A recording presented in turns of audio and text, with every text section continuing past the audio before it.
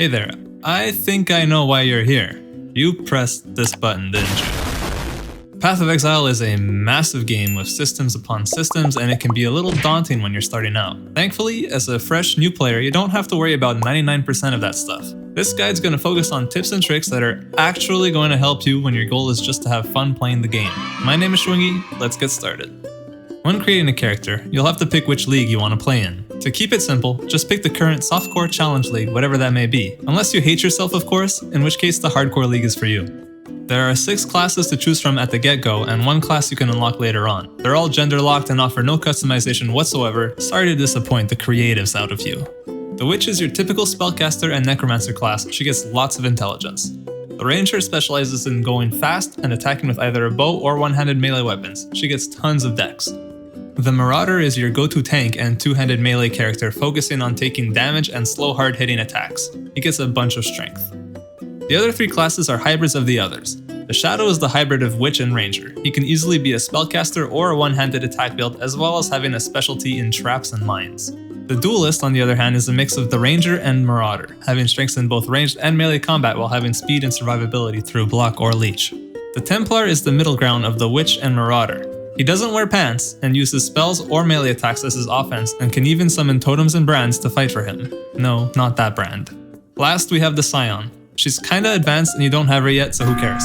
Pick whatever class you want, and if you really don't know, then I would say go for the Witch. She's a bit more straightforward to get going if you go the spellcasting route compared to some of the other classes.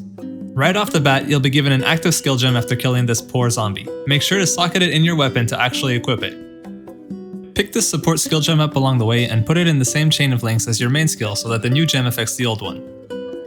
Beat up this tough guy over here, and don't forget to use your flask if you don't want to be part of the 30% of players that quit at this point because this game is too hard. You'll be rewarded with a cool new skill gem of your choosing. Go with whatever sounds fun, and you can always go and talk to Nessa to buy others. The skill gem system is really quite simple once you wrap your head around it. Active skills go inside your gear like this. Support skills go into the same chain of linked sockets to actually modify the way the active skills work. Adding more and more supports to your main skill is the main way of getting it to do more damage, so be on the lookout for gear with several linked sockets as you're making your way through Rayclast. As you level up, you'll receive skill points that you can allocate in this giant web we like to call the skill tree. Every single node on here is a passive ability, and there's a max amount of points you can put in. This is why there are so many different build guides out there. And don't worry, I'm not about to suggest you go watch another YouTube video to figure out where to put all your points and stuff. Instead, I'm just going to teach you some little tips that will help you choose where to put your points yourself.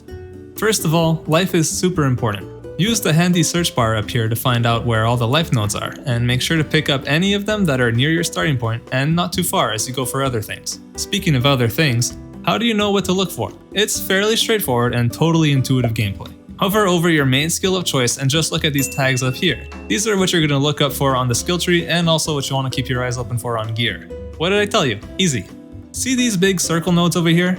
These are called keystones. They change the way your character works, almost always coming with a downside. Pretty much only pick any of these up if the downside is actually not a downside for your character. If that makes no sense, then you're best off avoiding that.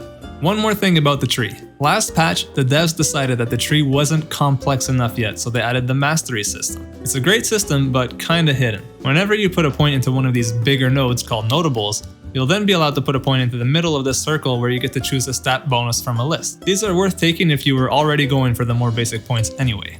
Okay, so to recap. Prioritize getting life and some relevant damage nodes, and also defenses wouldn't be bad either.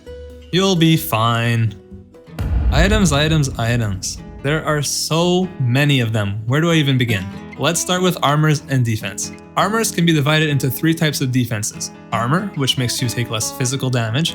Evasion, which increases your chance of not getting hit in the first place. And Energy Shield, which puts a regenerating life bar on your life bar. They took it from Halo. Early on, it doesn't really matter what you use, just focus on getting gear with good sockets for your skills, okay? When given the choice, prioritize lots of life and resistances as stats on your armors and you'll be good to go. Oh, and resistances max out at 75%. You're gonna wanna make sure you're as close to that as possible. Pro tip, make use of the crafting bench to make that happen once you unlock your hideout. What? There's hideouts? For weapons, the easiest way to see if something is an upgrade is to look at your current DPS by hovering your mouse on your skill icon down here and then swapping the weapon out and comparing it to the new number. If the new number is higher, congrats, the new weapon is better. Remember to also check your main skill's tags to see what stats increase its damage, especially if you're going for a spellcasting build. Every now and then you'll get lucky and find unique items. While some uniques are good, and there are some really good ones,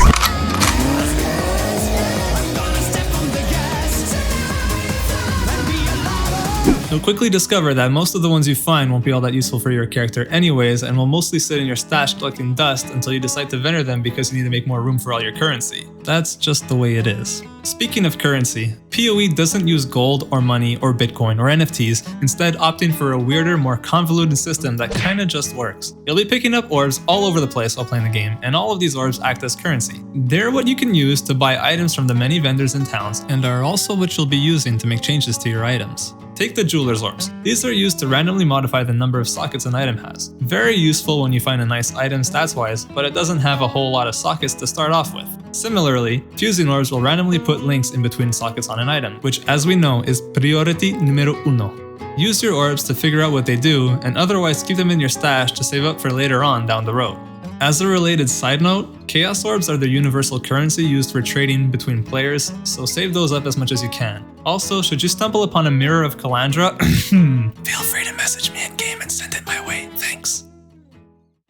I could spend hours talking about other systems like the Labyrinth, Ascendancies, Masters, Delving, Essences, Crafting, Syndicate, Mapping, Boss Fights, Blight, Metamorph, Divination Cards, Corruptions, Alpha Temples, Delirium, but I'm not gonna do that. You're smart, you clicked on this video. You'll figure all this stuff out on your own. In the wise words of Shia LaBeouf, just do it! Thanks Shia, and thank you for watching. Questions, comments? Leave them down below and I'll get to them as soon as I can. Oh crap, I forgot to mention loot filters. Actually, you'll be wanting to watch this too.